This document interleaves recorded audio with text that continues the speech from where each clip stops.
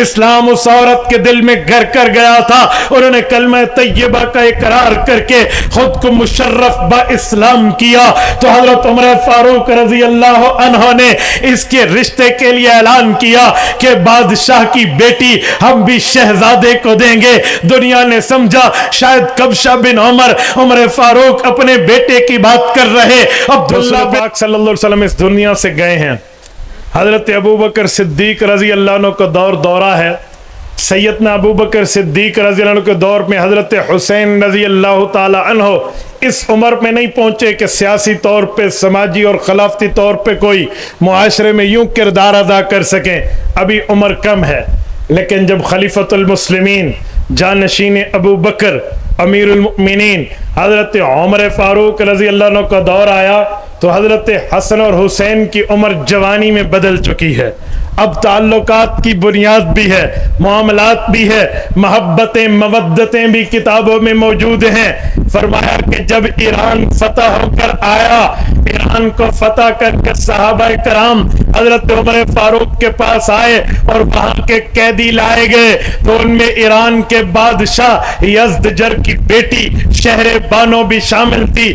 شہر بانو ایران کے بادشاہ کی بیٹی، باد شہزادی جب مدینہ طیبہ میں مسلمانوں کے پاس آئی ہے تو حضرت عمر فاروق امیر المؤمنین وقت ہیں، 22 لاکھ مربع میل کے بلا شرکت غیر حکمران بنے جا رہے ہیں. حضرت عمر فاروق کو بتایا گیا یہ بادشاہ کی بیٹی ہے، بادشاہ زادی ہے. حضرت عمر فاروق نے فرمایا اس بادشاہ زادی پر کلمہ پیش کریں. جب کلمہ پیش کیا وہ ایران سے مدینہ تک کے سفر میں پیغمبر کے صحابہ کا حسن سلوک دیکھ چکی تھی، پیغمبر اسلام کے صحابہ کا تعلق دیکھ چکی تھی. اسلام اس عورت کے دل میں گھر کر گیا تھا. انہوں نے کلمہ طیبہ کا اقرار کر کے خود کو مشرف با اسلام کیا.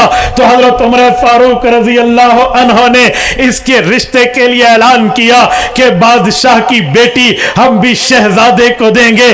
دنیا نے سمجھا شاید کبشہ بن عمر فاروق اپنے بیٹے کی بات کر رہے، عبداللہ بن عمر حضرت عمر اپنے بیٹے کی بات کر رہے. انہیں رشتہ ملے گا. لیکن آسمان کی آنکھ نے وہ منظر بھی دیکھا جب اس بادشاہ زادی کا رشتہ اس کسی کے ہاتھ میں ہاتھ دے کا وقت آیا تو حضرت عمر نے حضرت علی المرتضی کو طلب فرما کر امام حسین کے ساتھ ان کا نکاح پڑھا دیا. یہ خاتون شہر بانو ہیں، یہ خاتون امام زین العابدین کی والدہ ہیں، یہ خاتون حضرت امام سجاد کی اماں ہیں. یہ خاتون صرف یہ نہیں ہے، 12 اماموں میں 9 اماموں کی والدہ بنتی ہے جن کا نکاح حضرت عمر فاروق پڑھا رہے ہیں اور انہی کے کہنے پہ حضرت امام حسین قبول کر رہے ہیں.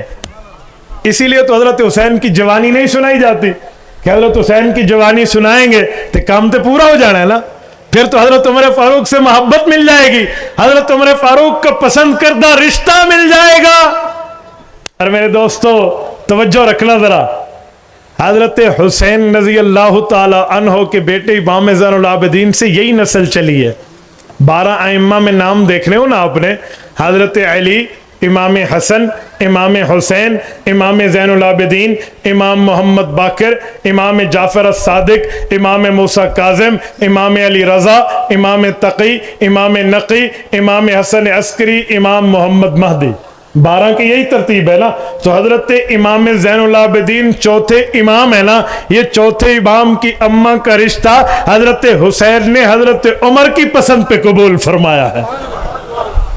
یار محبتیں تھی تو قبول کیا گیا ہے، محبتیں تھیں، مودتیں تھیں، پیار تھا، تعلق تھا، یگانگت تھی اور ایک دوسرے کا احترام و اکرام تھا، تبھی تو ان کا رشتہ قبول کیا گیا ہے. اور میں ایک بات مزید سمجھاتا ہوں، توجہ رکھیں.